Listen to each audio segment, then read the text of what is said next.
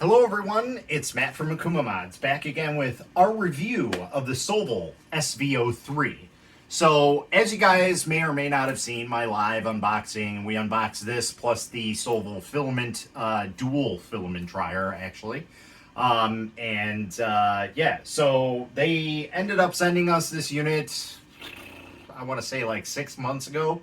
Yeah, it's been a while. I've been kind of backlogged doing actual work and not doing this stuff. So finally, we get the review out, even though it might be a day late and a dollar short type thing.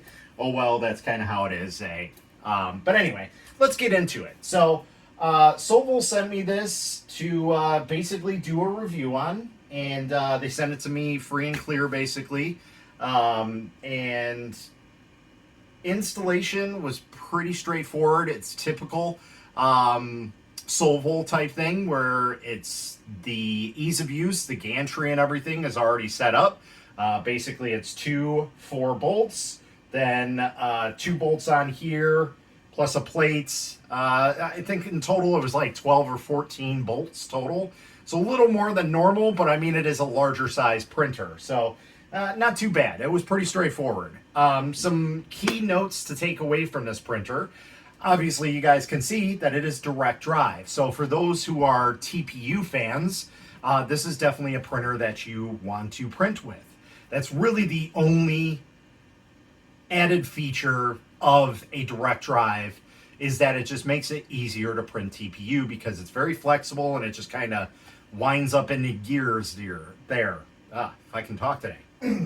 So anything else besides that is really a moot point. There's no other reason to have direct drive, in my opinion. So that may just be me. Other people, I'm sure, will comment on the video. If you do, have at it. Also, there is a BL Touch. I personally am not a big fan of it, but if it's on the machine and they know how to use it, then okay, I'll use it. So with that being said, though, it's kind of so-so. I grabbed some G-code. I tried modifying it a little bit. It's been a long time since I've used a BL Touch. And the last time that I did have a BL Touch, somebody already set it up for me, so I already had the G-code and everything. And since then, you know, updating things and not needing it anymore, I don't have that G-code anymore. So I had to manually start the auto bed leveling pretty much before a print so I can mesh the bed correctly. I did have to change the Z offset, like it was set at 0, which that's perfectly fine. I did end up going just under a millimeter, which is 0.950, which is pretty high in my opinion, and that's even after manually bed leveling, because there is those 2 options on the screen to manually bed level. So that's kind of cool that it allows you to do that as well. So this is running a newer version of Marlin, so it does have some extra features in it. It does have a silent board, unlike the almost said SV03, SV01 that we did an unboxing. So they have moved on to, I believe, the Creality silent boards. I could be mistaken about that, but usually these are based off of a Creality machine, and Sovol adds their touches to make it a good machine. That's basically what it is. I mean, you guys can watch the SV01. It's the same thing. It's a CR10 Mini with upgrades that make it actually a good machine. Same thing here. This is basically a CR10, although it is a little bit bigger. From looking at it, a CR10 is 300, 300, 400. This is saying that it's 350, 350 by 400. I don't think that those numbers are correct, because I was watching another live stream of a buddy of mine, Tim from TH3D Studio, and he was saying that it was like 350 by 370, which is a good possibility because it does look like it's longer on this end and 350 on that side. So it's a good possibility. Hey, you never know. Yeah, if you need flex plates, that's the place to go. TH3D Studio, they got one. I think the Ender 5 Plus fits on there fairly well. So I am personally not a big fan of the glass beds. I did have some issues with warping on this, and basically that's when I went to manual bed leveling.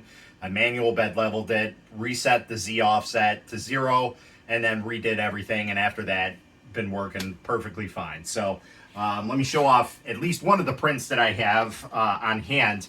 And this is another one that I printed off for a buddy of mine. It's basically a Dreamcast VMU holder. I don't know if you guys can catch that or not, but the detail on the lettering is amazing. I am absolutely blown away. We were using the Fucos white filament, which they had just sent me, and printing perfectly fine. So, you know, we haven't really had any problems since the whole redoing the bed and everything like that. So if you guys get the printer, manually bed level it, then auto bed level. Kind of weird to say that, but once you do the manual bed leveling, everything will be kosher after that. I pretty guarantee it. So, again, unlike most Creality machines, they actually have pretty level beds. I haven't come across a Sovol that has a warped bed yet. Knock on wood, fake wood, whatever.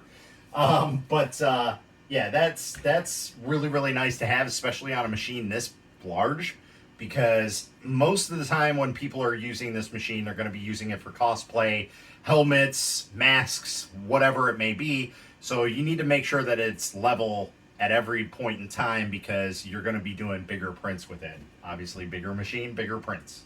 So on top of the BL Touch, there is a filament runout sensor. Obviously, I said the direct drive. So those are three things. You can also add in the silent board. I'll be honest, the silent board, if it is an actual Creality, I haven't cracked it open. I usually don't do that type of stuff. I'm not too in-depth with the machine. I just more or less give it a basic run through and make sure that everything's working for at least a week, if not two, and then give you guys my review. So I don't really dig too deep into the technical things. So, but so far everything's been working perfectly fine. We also have some adjusting knobs for the belts, which is a nice addition. I personally think that's kind of a gimmick thing. In a way, I don't really want to say it's a gimmick. It's more or less like an aesthetic thing, not a gimmick. Let's put it that way. It does help, but this is something that you can simply print. Okay, so it's not something that's really an added value on any machine right out of the box, because your first print, you can do that, and by the first day, you can have it. So is it nice to have added on there already? Sure it is. Obviously, anything that's added on is automatically nicer to have, but again, it's kind of something that is not really needed. As long as the belts are tight, you're good to go. So anyway, that's just my thoughts on it. I did speak with a couple people that said that there was an issue with the bed wiring on this. And one of the issues that they were talking about is that the bed wiring was way too short for what it is. Now, I don't know if they fixed the model. It definitely did not. But like I said, I was watching my buddy stream, and he said that it seemed like his might have been fixed. His is definitely newer than mine. But mine, for sure, like when this is all the way back, that is very, very tight. So that's very worrisome in terms of, you know, bed strain. You're going to have issues down the line. It's going to happen. So just be wary of that and know that that's going to be an issue at some point. Will it?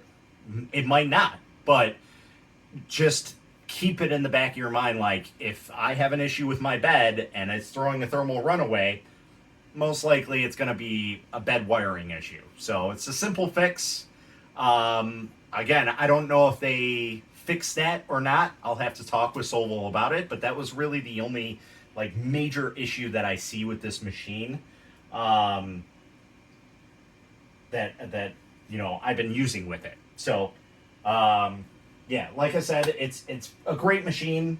It's basically an upgraded Creality machine. So for those who are looking for a little bit better bang for your buck, as of shooting this video right now, I'm looking on Amazon and it's going for $449. So it is a little bit more expensive than your typical CR10, but this is right in the range of like a CR10 V3 with the additives that it's got. Maybe even a little bit better because, you know, everything that it's got, and it actually has the Sovol software and everything like that, and Sovol actually makes good machines. Like I said, they basically take a Creality machine, tinker with it, and make it good. It's kind of strange to say that, but that's exactly what they do. So, but yeah, that's pretty much all I got for this. One other issue that I wanted to point out here. Much like the original Ender 3 machines, this suffers from the I'm gonna eat SD cards. So I already have an SD card. It is lost inside of there. I haven't moved this machine since we unboxed it. So once I get it boxed up and everything, there is an SD card inside there. So I will have to take it apart and grab that SD card out of there. So right now it's just kind of using one of my extra SD cards. But that's really the two main issues that I see with this machine is the bed wiring, having not enough less strain on it, and then the lost SD card, which if it still works, the old Ender 3 fix might still work with that. I don't know. We'll have to open it up and see if that print still can work for it. So basically, it's a little tiny block that you put on there, and it'll block that void of area. So basically, if you do get this machine, make sure to kind of wiggle your SD card just a little bit. Obviously, don't do it too much because you're going to end up breaking your card. And make sure that it's in there before you let go of it, because I've lost it almost 2 times, and then the third time I lost it. So third time's a charm. So, but yeah, anyways, this last print basically took me almost 8 hours to print. So, and that's just on normal settings, normal speed. And it came out very, very well. I'm very, very happy with it. I don't have any layer lines or issues with it.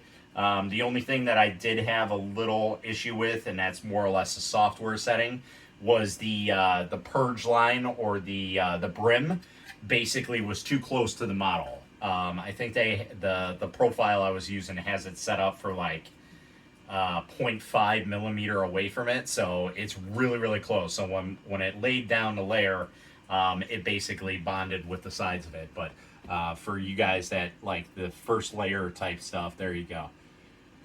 There's that first layer on that bed. Now again, I'm not a big fan of the glass beds, but like I said, once we got it all level, we're okay. So not glass bed specifically, but this style, this textured one. The newer Creality machines and maybe future Sovol ones will have better textured ones on it. I'm sorry, the new Creality machines do have better textured ones. They seem to grip a little bit more. Whereas this is still an older style, like the Anycubic Ultra Base. That's basically what these are based off of. I kind of have so-so issues with them, so I always keep a bottle of Aquanet on hand in case something goes wrong. So, but we didn't really have to use that this time. So, yeah, that's pretty much all I got for the machine. If you guys got any questions, comments, concerns, go ahead and leave them down below, and I will try and get to them as quick as I possibly can. If you guys like the video, go ahead and give it a thumbs up. If you're not subscribed, go ahead and hit that subscribe button. And until next time, guys, happy printing. By the way, before I leave you, I will have an affiliate link down below. So if you decide to purchase and help out the channel, that would be awesome. Again, stay tuned, happy printing, and I'll see you guys next time.